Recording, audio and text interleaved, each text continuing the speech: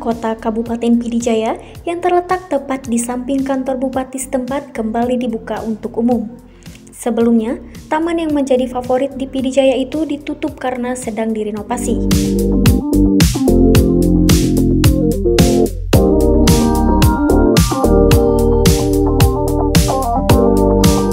Porapar Pidijaya, Saiful kepada AJNN Rabu 3 Maret mengatakan, Taman Kota sudah dibuka kembali, sudah sekitar 1 bulan dibuka kembali setelah direnovasi sebelumnya. Saifuddin mengatakan, hingga saat ini pihaknya belum mengutip biaya masuk ke Taman Kota tersebut. Alasannya, kata dia, Taman Kota yang berada di Komplek Perkantoran Cotring itu masih minim fasilitas bermain. Saifuddin mengakui masih banyak kekurangan pada Taman Kota tersebut.